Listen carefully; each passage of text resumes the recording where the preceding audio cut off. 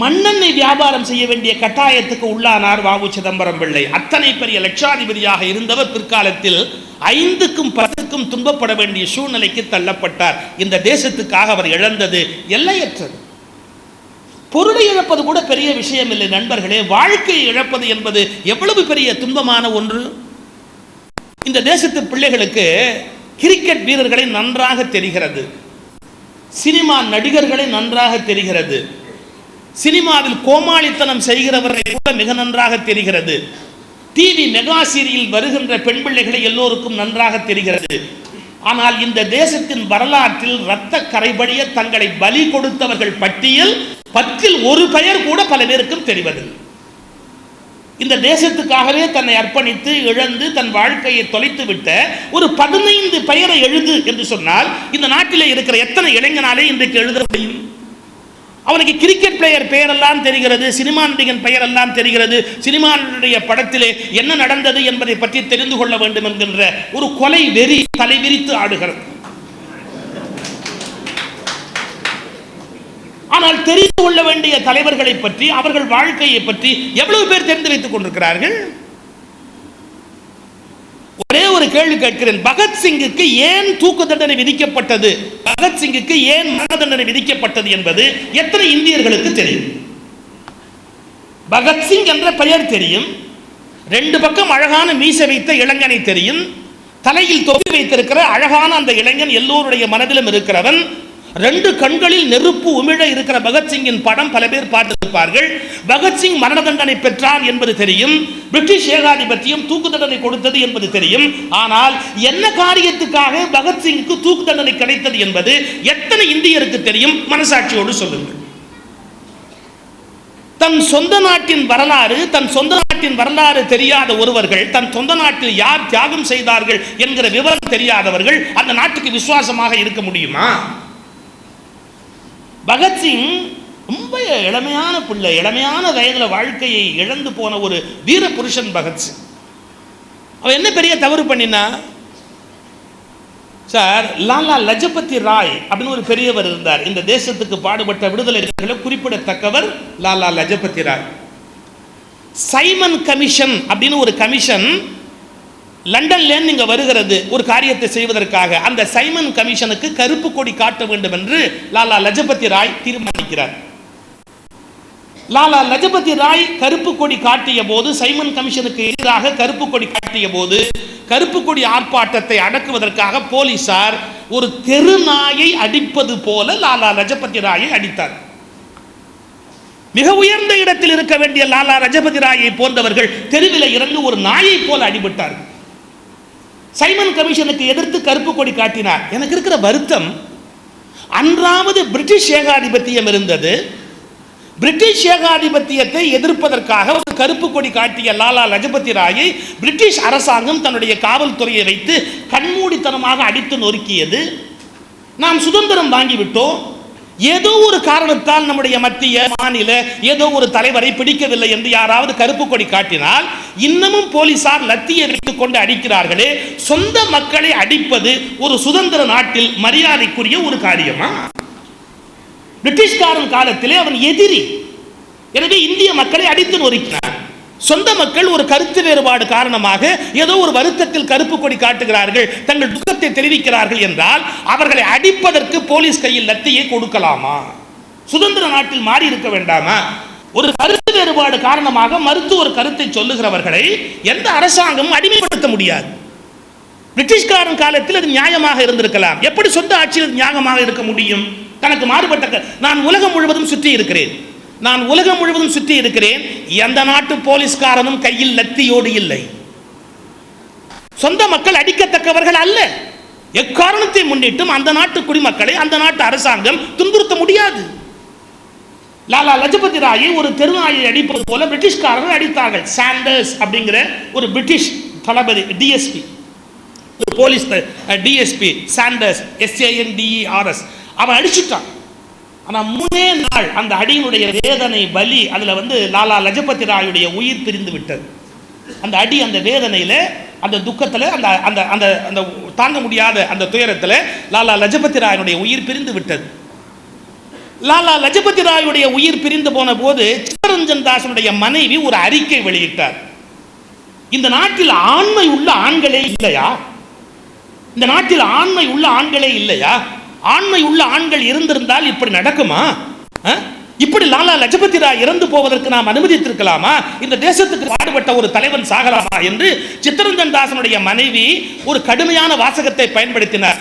இனிமேல் இந்த நாட்டு இளைஞர்கள் புடவை கட்டி கொண்டு வளையல் போட்டுக் கொள்ளுங்கள், ஆண்கள் என்று உங்களை சொல்லிக் கொள்ளாதீர்கள்.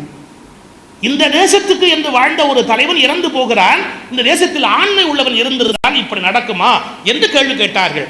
அப்போதுதான் பகத்சிங், சுகதேவ் போன்றவர்கள் ஒன்றாக கூடி அந்த சாண்டர்ஸ் என்கிற போலீஸ் அதிகாரியை தீர்த்து விடுவது என்று முடிவு செய்தார்கள். வன்முறை நியாயமற்றதுதான், நான் அதை என்னால் இன்னும் ஏற்றுக்கொள்ள முடியவில்லை. தீவிரவாதம் என்ற முறையில் ஆயுதங்களை தாங்கி போரிடுவது என்பது நியாயமான ஒரு அணுகுமுறையாக இன்னும் என்னால் ஏற்றுக்கொள்ள முடியவில்லை. அதை என்னால் எப்போதும் ஏற்றுக்கொள்ள முடியாது.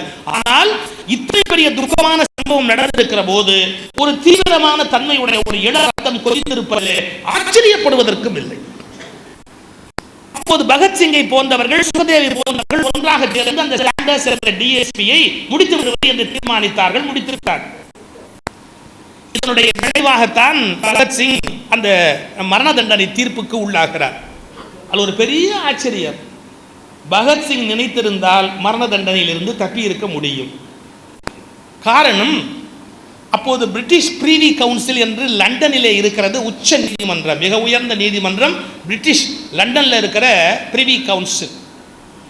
இங்க இருக்கிற நீதிமன்றம் மரண தண்டனை கொடுத்திருக்கிறது என்றால் கூட பிரிவி கவுன்சில் அப்பீல் பண்ணா பெருவாரியாக மரண தண்டனையை குறைத்து விடுவார். ஆனால் பகத்சிங்கை போன்றவர்கள் என்ன சொன்னார்கள் தெரியுமா?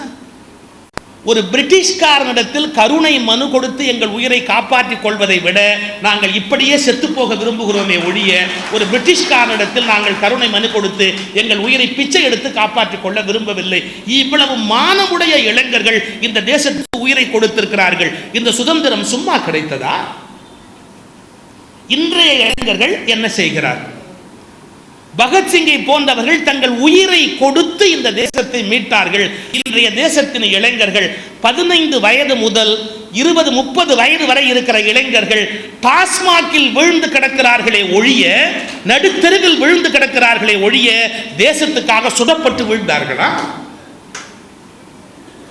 அவர்கள் குடிப்பதை பெருமையாக கருதுகிறார்களே, ஒரு காலத்தில் குடிப்பதை அவமானமாக நினைப்பார்கள்.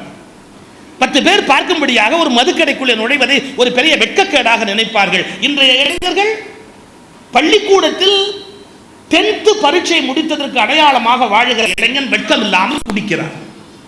சார், எதுக்கு தான் இல்லை, அதாவது இவன் ஃபெயில் ஆயிட்டாலும் குடிக்கிறான், பாஸ் ஆயிட்டா சேர்த்து வச்சு குடிக்கிறான். ஃபெயில் ஆயிட்டா துக்கமா, துக்கத்துக்கு குடிப்பானா, பாஸ் ஆயிட்டா சந்தோஷமா, சந்தோஷத்துக்கு குடிப்பானா? நீ குடிக்கணும் முடிவு பண்ணிட்ட, அதுக்கு ஒரு காரணம் தான் தேவையா? 10th படிக்கிறவன், +2 படிக்கிற பையன், காலேஜுக்கு போற பையன், இது எதுக்கு எடுத்தாலும் பார்ட்டியா? அட ஏண்டா குடிக்கிறேன்னு அப்பன் கேட்க மாட்டானா?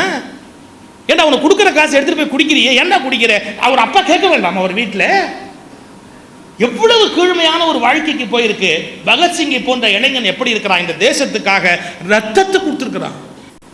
சார், அவனுக்கு மரண தண்டனை கொடுத்துட்டாங்க. ஒரு இம்மி கூட அசரலை சார். உனக்கு மரணம் அப்படின்னு சொன்ன உடனே அவன் அதிரணும், அசையணும், துக்கப்படணும், துயரப்படணும். ஒரு இம்மி கூட அசையலை சார். பெரிய ஆச்சரியம். பகத்சிங் வந்து ரொம்ப விரும்பி புக்கு படிப்பான். கொஞ்சம் பேசிக்கலாக அவர் நாஸ்திகர். அவருக்கு கடவுள் நம்பிக்கைலாம் கிடையாது. பகத்சிங்குக்கு கிடையாது, கடவுள் நம்பிக்கை இல்லை.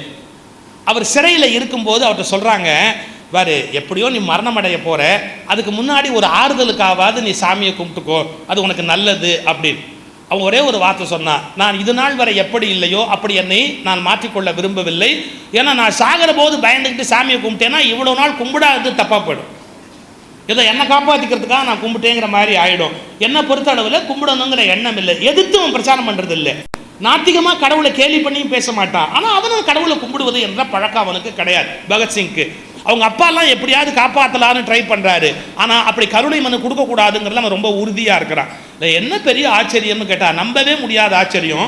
பகத்சிங்க்கு தண்டனை கொடுக்குற போது பகத்சிங் ஒரே ஒரு விண்ணப்பம் கொடுத்தானாம்.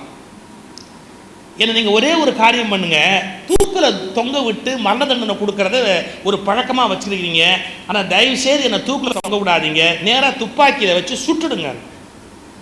புரியல. எப்படியும் சாவுதான், தூக்க தூங்கினாலும் சாவுதான், துப்பாக்கியால சுட்டாலும் சாவுதான். அப்புறம் ஏன்டா இவன் இப்படி கேட்கறான்னா ஒரு பதில் சொன்னா, please shoot me as your rival. ரொம்ப அழகான வார்த்தை. Please shoot me as your rival, don't hang me as a criminal. Don't hang me as a criminal, shoot me as your rival. உன் எதிரியாக கருதி என்னை சுடு, ஒரு குற்றவாளியாக என்னை தூக்கில் தொங்க விடாது. நான் உனக்கு எதிரி, ஒரு எதிரி நினைச்சு என்ன சுடு, நான் சாகிறதுக்கு தயாரா இருக்கிறேன். ஆனா ஒரு கிரிமினல் குற்றவாளி என்ன தூக்கில் தொங்க விடாது, அதை நான் விரும்பல, என்ன சுடு அப்படின்னா. அப்புறம் கேட்டாங்க, சுட்டாலும் சாக போற, நீ தூக்கில் போட்டாலும் சாக போற, அப்புறம் என்ன சாகத்தானே போறேன்னா, இல்ல இல்ல, நான் நின்ன நிலையில என்ன சுட்டா என் உயிர் பிரிகிற போது என் தாய் மண்ணை தழுவி கொண்டு சாவேன் அல்லவா. ஆனா தூக்கில விட்டா என் மண்ணுக்கும் எனக்கு சம்பந்தம் இல்லாம அந்த இடத்துல என் உயிர் பிரியும் அல்லவா. நான் அதை விரும்பவில்லை, என் தாய் மண்ணை தழுவி கொண்டு சாக விரும்புகிறேன். இந்த பகத்சிங்கோட வரலாறு 10ஆம் கிளாஸ் பையன் யாருக்கா தெரியுமா? இந்த பகத்சிங்கோட வரலாறு இன்னைக்கு காலேஜில் படிக்கிற பொண்ணுக்கோ பையனுக்கோ யாருக்கா தெரியுமா? ஒரு சினிமா நடிகனுடைய எப்போ முதல்ல வந்தது, எப்போ ரெண்டாவதா வந்தது, அவன் எப்போ நடிச்சா, என்னைக்கு வந்தது, யாரோட நடிச்சா, எல்லாத்தையும் துல்லியமா புள்ளி விவரமா சொல்றாங்களே. இந்த தேசத்தில், இந்த தேசத்துக்காக தன் ரத்தத்தை இழந்த, உயிரை இழந்தவர்களை பற்றி எத்தனை இளைஞனுக்கு தெரிகிறது?